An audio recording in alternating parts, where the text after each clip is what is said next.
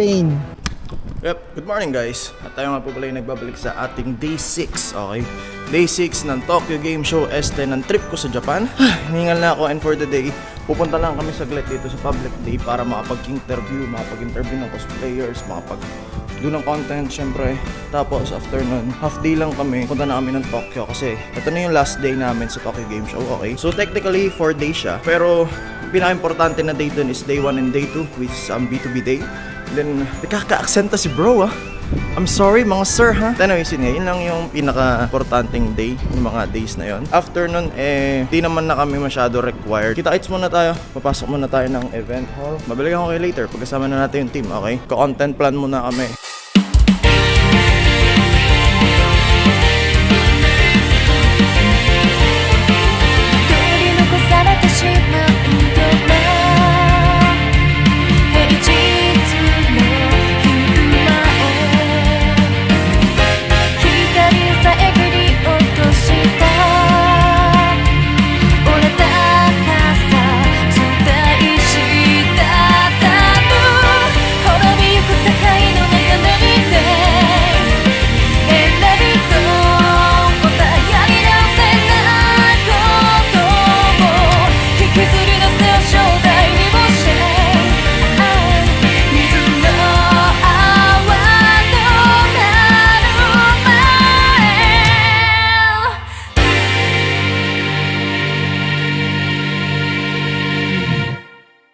Yeah guys, nasa loob na tayo ng Tokyo Game Show 2023 Public Day 1. Literal talaga na pag public day, it's public. What? Pero tingnan nyo naman, sobrang daming OAT. Parang times 8 pa ng tao na nagpunta sa Conquest. But the thing is, kasya lahat ng tao. So guys, tinitingnan namin ngayon dito sa gilid yung bagong laro ng Oyoverse, Zenless Zone Zero. Yep, so guys, tapos namin mag-content sa public day 3. So babalik na muna kami ng hotel. Kasama ko pa rin syempre si Logby dito. Tapos na si Suzy mag-content, tapos na ako mag-content. Mag-empake lang ako, tapos na ako lahat. Di ako napag-interview dito kasi iba tumatanggi. Actually, masaya ako na nagbablog ako sa ibang bansa. Kasi pag sa Pilipinas ako nagbablog, nahihiya ako kasi naiintindihan ako ng mga tao. Dito kasi kahit magsabi ako ng walang nakakaintindi sa akin. Kaya na lang, okay?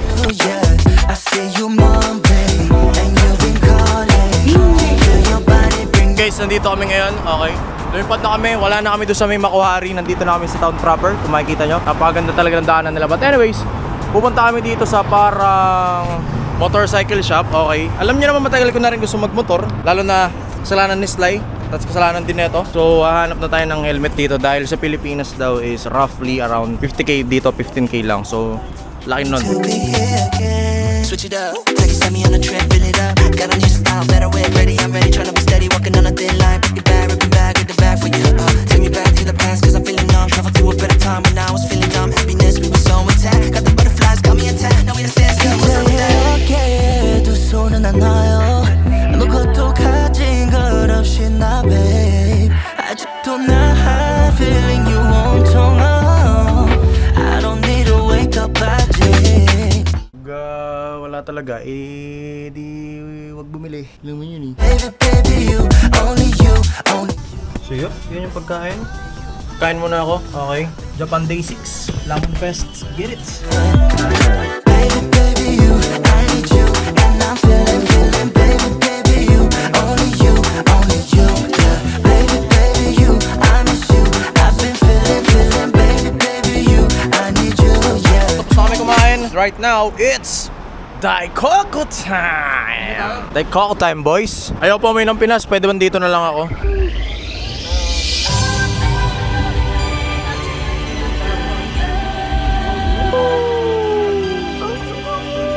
Daikoku, baby! So guys, nandito kami ngayon sa Daikoku, okay? Siya ang pinakasikat na car spot dito. Damn! Tara!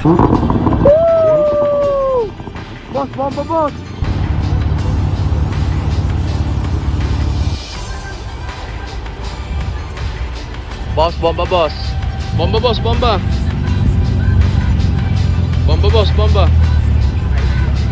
Dito sila po park.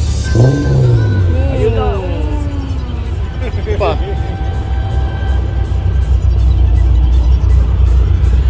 Totoo pala.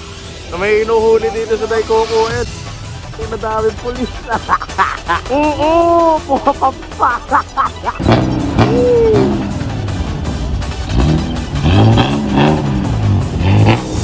Nice car!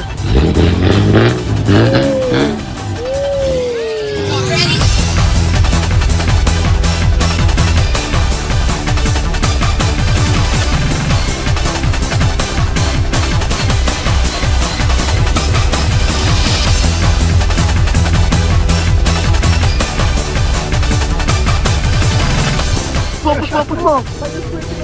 Buli mo! Pakita mo kung sino ka! Run, tol!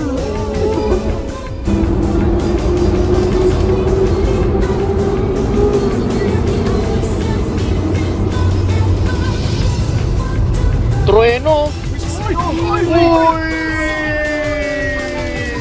So guys, lumipat kami ng lugar kasi dami na nagkakakita ng police pero lamig dito. Hindi ko alam kung puro wind yun naririnig nyo, but right now we're here at hindi namin alam kung saan lugar. Ang daming cars na malupit. Ayan o.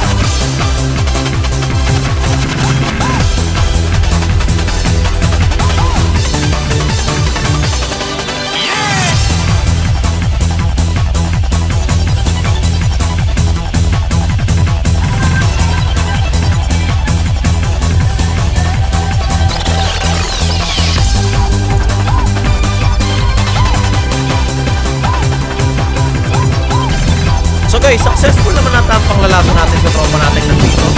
So, ang dami nyo ng balak ipagawa sa kotse nyo pag uwi ng Pilipinas.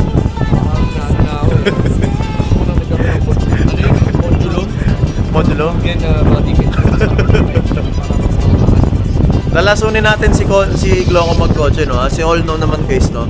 It's my another hobby. Actually, ang dami ko ng hobby sa buhay, no? Pasensya na kung may ADHD na kaya marami tayong hobby, no? Kaya lalasunin din natin si Gloco magkotse.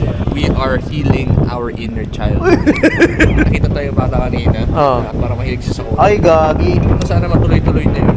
Ako nung bata ako, hindi man lang ako tinuruan ng parents ko na maging mahilig sa Kotse. kotse. Okay lang naman. Pero yung gusto ko na mag-fishing, hindi naman ako... Hindi ako gigil. Hindi rin ako na-support sa fishing. Yung mga hobby na ginagawa niyo, tuloy niyo yan. Kahit hindi naman kailangan mag-dish out ng karami namin pera. Tama. Basta makagsimula lang kayo at masaya kayo doon. Pero tayo nagdi-dish out tayo na malaki. Eh kasi kaya na natin. Kaya nga kayo nagtatrabaho para may panggastos kayo. Hindi kasi guys kanina, nung nandun kami sa isang spot yung Daikoko, yung crossing, may nakita kaming bata. Though sorry di ako nakapag-vlog ng marami, nakapag-picture lang ako. Nung paalis na kami nakilala si Gloco dito. Tapos sabi nung bata, parang sobrang hilig niya sa kotse. Tapos sabi niya pa, akala ko parang ano lang eh, parang mahilig lang talaga siya in general.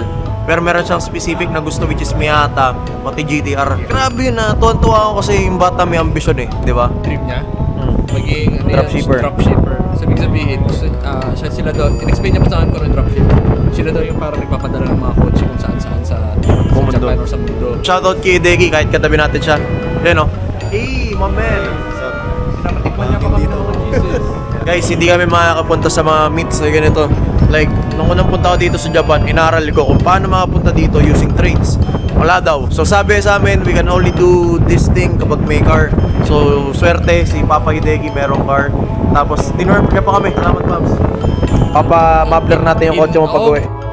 Basta mo. Pagalitan na ako ng mga neighbors ko doon. Basta naman si Gloco. Alas 4 na mag-edit ng test na naman yung iPhone. JD Muffler, Boss JD. Alam mo na gagawin dito. Pupunta kami niya sa shop mo, Boss JD. Kung napapanood mo to, hindi mo napapanood, PPM kita sa Facebook. Okay, so, may analawin guys, ikot muna kami. Guys, time check. It's around 1 AM na dito. Sama ko si Gloco, pati si Roy. Tapos si Papi Hideki, namit namin yung mga friends nila which is mga Pilipino din. So sobrang refreshing na may nakakausap kami Tagalog. Ayan sila kuya. Hello po. Nauubusan na ni Honggo kanina sa Tokyo game. Hello po. Bili lang kami dito. And pauwi na rin kami na bit. Medyo malayo-layo ang ating tatahakin mga kaibigan. Day 6. Sobrang solid ng day 6 namin sa Japan. It's more like nakafocus kami sa pag kotse-kotse ganun. Si Madam, namit namin dito. Sila Madam. Ba't matang-batang mahihayin ka kanina? Kita-kita lang. Balik mo namin sa hotel. Naantok mo kami. Bye-bye na. Bye-bye.